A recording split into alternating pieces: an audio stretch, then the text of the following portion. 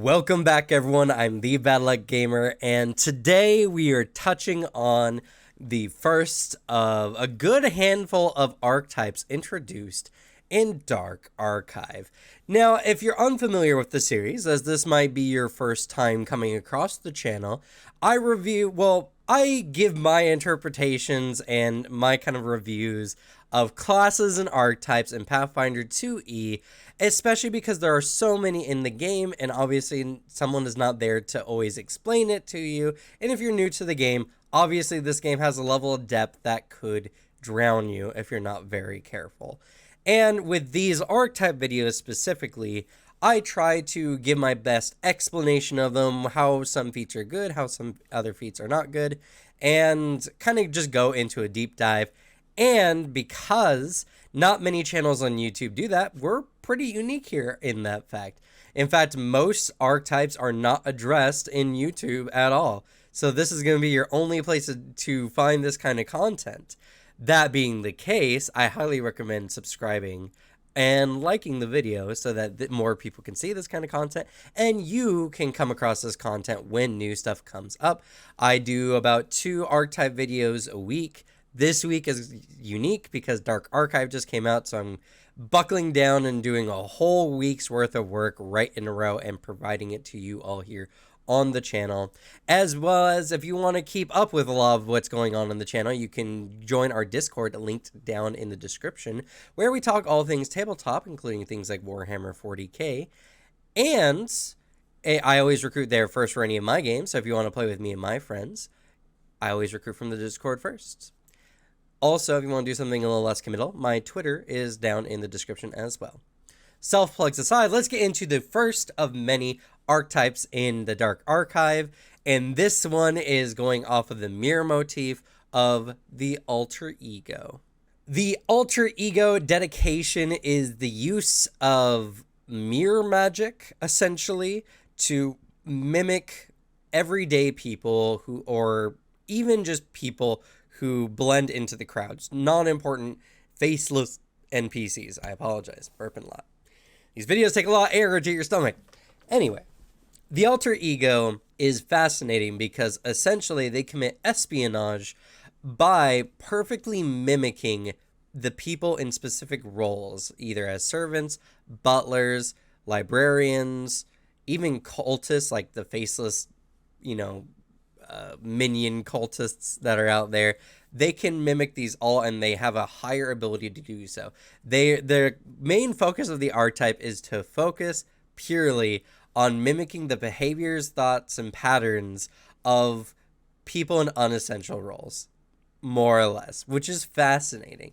Now, the alter ego dedication feat itself does require that you're trained in deception and stealth, which is actually quite interesting. Stealth is not super necessary for anything that the alter ego does, and specifically there's even a feat here later on that replaces stealth when you're, avoiding notice using deception.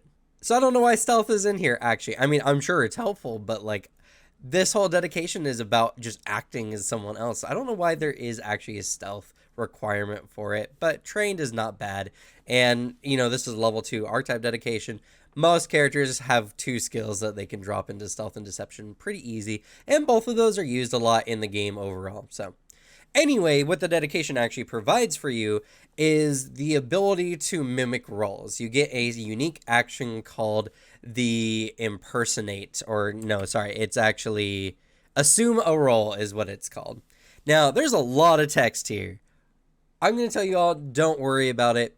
The major requirements is that you're either tailing, spying on, magically or otherwise. You're watching an individual in the role that you want to assume, and you have to do so for at least an hour, and then you have to use this effect essentially within 3 days after you've done your initial investigation. The assume a role action is essentially a exploration action. Yeah, there's actually not even an action requirement. So this is something that has to be done outside of combat, can be done in combat. I don't know why you would, but, that's what it is. And it gives you perfectly mimic the actions of an individual in the role that you investigated. You get a +1 on deception checks to fool people with your impersonation. This also stacks with the impersonate action. So if you're not familiar with the impersonate action, you have to take 10 minutes and you use a disguise kit to look like the individual. And then if people seek, they have to make a perception versus your deception DC. And if they know the individual specifically, they get a bonus. This one doesn't pick individual specifically. You pick a role to pass. So no one can get actually a bonus to see through this impersonation. So you get a +1 bonus on your deception checks and I think even DCs, right? Bonus to any deception checks you attempt to your impersonate. It does not add to the DC though. But what it does do is that you also get access to a lore skill specifically used by the profession that you're mimicking.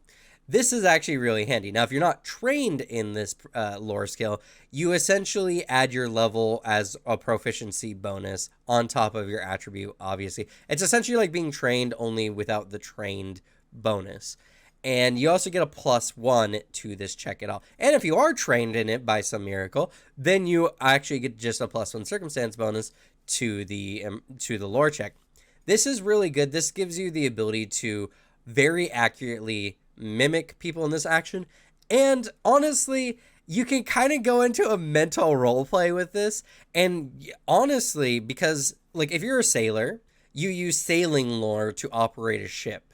There's a lot of actual actions that need specific lore checks to operate at least more easily in. This can be used to even help your party. You imitate a sailor on the ship, you take a moment to get into character, and then you can help operate the ship. Maybe not as good as some of the sailors, but actually probably more than likely way better than the sailors because you'll be a higher level than them. This assume a role is actually pretty cool, and the fact that it gives you access to a lore skill to better mimic the role that you're in is really good. There's so many good roleplay implications of this, and it's perfect for making very good disguises. Because even if someone asks you, like, oh yeah, well then what's this? You got a lore skill. You can roll that and not flub it up whatsoever, just as long as you've done the research. The next feat we're talking about is a skill feat. There's actually several skill feats in the archetype dedication. And so what skill feats are, specifically, if you're unfamiliar with how they work in archetypes, if you have an archetype that gives you access to skill feats, you can pick these skill feats up when you get skill feats as a part of the class. If you're using the bonus archetype free rule, which I recommend everyone use, you don't use those feats to pick skill feats up. You need to use the skill feats provided by your class. That's very important, and it's something to keep in mind. Now, this next one, I've already forgotten the name with that expression. Yeah, right. Change of face. Change of face is weird, honestly. It is a skill feat, and actually, do they even tell you what kind of skill it goes to? No, they don't. That's so weird. So skill feats very typically are attached to either a skill specifically or they're a general feat. This one doesn't even have the general tag. So I'm assuming it has to be like deception or something. I think they kind of flubbed this up in the book, honestly, because you have skill feats not attached to any skill proficiencies, and it doesn't have a requirement. I'm assuming it's deception, and that's what I would mark it as, but, you know, whatever. Anyway. Change of face. What does it do, right? It's a very silly skill feat. What it does is allows you to use the impersonate action without the need of a disguise kit. You use magic. I love the effects. It's rippling over you like shards of glass that adds the effect. Now, impersonate is normally a 10-minute action. This does not say it reduces the action whatsoever. In fact, the only thing this skill feat says is that you don't need a disguise kit. Instead, you supplement the supplies needed for the disguise using small bits of magic. So I don't know what the benefit of this is. Honestly, getting a disguise kit is just easier and better because you can get a better disguise kit to get an item bonus to the impersonation. This just prevents you from doing that. Now, obviously, if you're in a situation where you don't have access to a disguise kit, this can be really good, and I'm sure there's some niche situations it can be handy, and it's a skill feat, so you don't have to really worry about it all that much. I know a lot of players who struggle to fill out their skill feats when it comes to picking skill feats for their class. So, you know, this one I'm not going to harp on too much, but yeah, so the only thing this really does is it makes it so you don't need a disguise kit. I would argue that you can make it like a minute to do the disguise action instead, and I would feel that is very fair, but I don't know. Rules as written, all it does is just remove the need for a disguise kit. Fake it till you make it is a really interesting feat. So essentially what happens is that when you assume a role, you, in addition to the lore skill that I mentioned before that you get, you also get access to 2 skill proficiencies. And same thing, if you're not trained in these skills, you get a bonus, you add your level and attribute to your proficiency to the check in question, and you get a +1 circumstance bonus on top of that. So you're almost trained, you're 1 point under trained from being in these skills. And if you are trained in these skills for whatever reason, you get a +1 circumstance bonus added on top. This is interesting. It might come up, it might not. It gives you access. Again, I could see moments where this is just kind of like an untrained improvisation kind of skill where you get into the mind of the role you wanted to commit and you can use this to kind of impromptu use skills that you're not trained in. I think that's very fun and interesting. I don't think in an exploration mode those skills will become very handy very often, but whatever. Also, when you assume a role, you and your GM discuss what 2 skills that are. So there can be some bartering. You can pick some skills that you're better at, obviously, or, whatever. But overall, the feat just kind of helps add to the authenticity of this alter ego you're creating. In Plain Sight is a really awesome skill feat, and it's a skill feat. It's another skill feat that, again, doesn't have anything attached to it. I'm assuming this is a deception one because essentially what this feat does is that when you're trying to avoid notice and you're assuming a role, you can use deception rather than... There was a moth that just flew by the house. Oh, there it goes again. Sorry, we got bugs. The moth flew in a while ago and it's been desperately trying to survive. Anyway, so this allows you to use deception rather than stealth to avoid notice when you're assuming a role. I love this. This is perfect. This is really good. One, it makes it so that your use of deception becomes even better because obviously there is a whole nother skill dedicated to it. And so you don't even have to be that good in, again, you don't need stealth to use this effectively. So I like it. It makes your skill more efficient. And I love the idea. It's kind of like the Assassin's Creed style of going in, assassinating, and then blending in with the crowd by being so, inconspicuous. I like this kind of skill feat. And again, it's a skill feat. So this adds on top of what feats you already can pick up for this archetype dedication. Sound mirror is interesting, but I have no idea how sound really applies to a mirror kind of situation. Whatever. I think, what's the explanation they actually give? You twist not visual, but the auditory as well, allowing you to pass without a sound and create minor noises as distractions. So, yeah, I don't know. I don't know what this has to do with mirrors, but I like it for the dedication because what it does is once per day, you can cast silence and you can cast ventriloquism. And you also get access to the, what cantrip was it? It was the ghost sound cantrip as well. And what's really cool about this is when you get access to them, you become trained in occult spell attack rolls and spell DCs, and your spell casting ability for this is charisma. This does not give you access to the cast a spell activity. That's not what this does, so you can't use this to further use like occult items, for instance. But you can use it to cast these spells specifically. And one feat that gives you 3 spells, essentially, a cantrip, a level 1, and a level 2, is really good. And silence is perfect for espionage-style missions, and so is ventriloquism to create distractions, and so is ghost sound. So overall, this is a really good feat. Muscle mimicry. This is a bizarre one. This is the last skill feat that this archetype provides. It's required that you're trained in athletics and are a master of deception. So as far as what skill this feat would apply under, I have no idea. Technically, I guess athletics, but it could also be argued for deception. And because it's level 7 and master is the requirement, I would say probably deception with the requirement of being trained in athletics. In any regard, this is a weird, interesting reaction where if you watch a enemy perform some kind of athletic action, it's typically like escape, shove, trip, whatever. As a reaction, you can get a bonus to that same action until the end of your next turn. If they succeed, you get a +1, and if they crit succeed, you get a +2. I would also, as GM personally, allow this for if your allies succeed the same checks as well. I feel like the same would apply either way.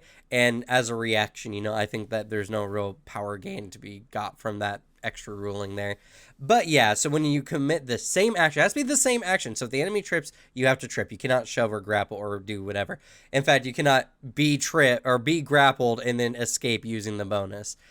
You get an extra bonus to it. It's weird, it's interesting, but hey, it's a skill feat. So again, I'm not going to harp on it too much, and as skill feat is concerned, that's pretty cool, so I like it. Swap reflections. Oh god, this video is going to be long. So swap reflections, right? This is the only combat-based feat in all of Alter Ego. For 2 actions, and you can only do this once per 10 minutes, if you and an enemy are next to a reflection of some kind, if it's still water, mirrors, or whatever, your and you can see the reflection. You have to be able to see the reflection. You can essentially have your reflection reach in through the mirror and shenanigans happen, is all I can say. So first of all, the enemy needs to make a will DC versus either your class DC or your spell DC, whichever is higher. That's really good, but honestly, this feat kind of sucks for a lot of martial classes that don't get very high class DCs. This is good for something like the Thaumaturge or a Spellcaster, because the Spellcasters obviously will have pretty good spell DCs. It's a will save, so martial characters obviously will be a little bit weaker against this, so I could see this being used. You could set up circumstances where this is used, like there's a guard patrolling near a lake or something, you just set up a mirror and then you can yoink them. So what happens? If they succeed, they choose whether they swap positions with you or whether you appear adjacent to them. If they fail, you can choose whether you swap positions with them or whether you appear adjacent to them. And if they crit fail, you swap positions with them and they're stuck in the mirror and they have to take actions, right? Once on each of its turns, it can spend an action to make another will save to attempt to break free from the reflection. This is some weird magic shenanigans. I love the idea of being able to trap enemies in a mirror, but that's under a crit fail, which is not very likely to happen with the DCs kind of set up here. I wish it was Deception DC, because at least then you have a really good chance, but that might have been too strong. I don't know. And not only that, this is super situational. Having reflective surfaces near characters at all times is kind of rough. A crystal cave, you could do this, and I could see it kind of working out. But the fact that if the enemy succeeds, they could just pull you to them could be really bad. I don't know. This is a weird one. Alter Ego is a fun archetype, but as far as like the only combat art like feat in here, which I wouldn't even use in combat, I would use more in like espionage kind of situation. I find this is a weird one, but it's a lot of fun at least. The last feat in Alter Ego is Borrow Memories, which gives you access to the 5th level spell Mind Probe once per day, right? Let's see. You can cast Mind Probe once per day. But what I actually absolutely love about this is, even though this archetype dedication did allow you to become trained in occult spell attacks and DCs, this spell specifically will use the higher of your spell DC or your class DC, which is really good because this is a spell that the DC really matters. Mind Probe, if you're unfamiliar, allows you, as a 30-foot range, and you attempt to dig into a target's mind to get information. Over the course of, 10 minutes or 10 questions, you can ask their brain a question, and they can attempt to lie to you, depending on a will save. If they crit succeed the will save, the spell does not take effect. If they succeed the will save, you can ask them a question, but they can attempt to use deception against the DC of the spell to lie to you, and if they crit succeed, you believe the lie. If they fail the spell DC, they get a -4 to these deception checks to attempt to lie to you. So this spell has a lot of issues, and what the biggest purpose is is because this feat alters it slightly. When you use this feat, you can postpone the activation of the spell, so you can cast it, but then the mind reading part doesn't happen until you assume the role of the target of the spell. And when you do so, you can sustain the spell only when you need to ask questions, and you can sustain it up to 10 minutes or when you ask 10 questions. Overall, this is really good. This allows your disguise to become nigh perfect because you know exactly what the things are. You know where certain documents are, even though you've never done the job before. You would know the key. You would know this, a big one, a banker. You could get the code to the safe, essentially, and get stuff out of the safe. That would be a big use of this, I would think. But the problem with this one overall is because when you assume a role, you can't assume the role of a specific individual. And this spell has a 30-foot range and has the verbal trait. So a target's going to know you're casting magic at them. They might not know what the spell is, but they know you're casting magic at them, which will probably cause alarm. And even if you take them, put them in a locker and lock them away, which would probably be the more like optimal way to do this and the best way to do this IMO, you're asking their brain questions. It doesn't say they're not aware that you're asking their brains questions, so you can't do this subtly. This mind probe is either on an individual, like an associate you know who is also a banker, you could do, but they have to be at the same bank to get the code. Yeah, I don't know. See, you can't use this in like subterfuge because the enemy they're gonna know something's up, and like, yeah, you just have to take them and put them in a locker somewhere, get them out of the way so that you can do the job and ask their brain questions to do very specific things. And I like it because it adds to what Alter Ego is trying to do, but I dislike it because it's a very niche kind of way to... This Alter Ego is an advanced archetype, in my opinion. A very smart player can get a lot out of this archetype and have a lot of fun with it, in my opinion.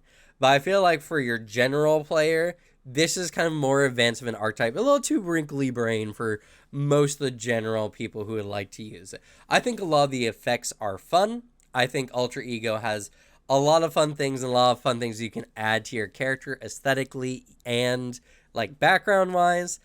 But how some of the feats work, you really need to understand the deep mechanics of the game, and you have to be able to outthink essentially the NPCs that you're attempting to dupe using the Alter Ego's actions. Overall, this is a great archetype. Absolutely love it. It's purely on the utility side of things. It does a lot of exploration-based non-combat activities, and the one action that can be used in combat is kind of bizarre. But I do like its aesthetic, at least. Being able to trap someone in a mirror sounds really, really cool. But, you know, whatever. Overall, I hope y'all enjoyed this video. I hope I made at least Alter Ego make some sense to some of you. If you have any questions, I'll do my best to answer them down in the comments below. And yeah, we're going to be doing more archetypes from Dark Archive over the course of this week. So keep an eye on the channel, like it, click the bell if you want to be notified whenever one of these videos come out, and then unclick it after all the Dark Archive stuff is done, or leave it clicked if you want to be notified anytime we do an archive video or archetype video. I don't know. Either way, thank you all so much for watching. Good luck with your games. Leave the bad luck to me, and I'll see you all next time. Bye.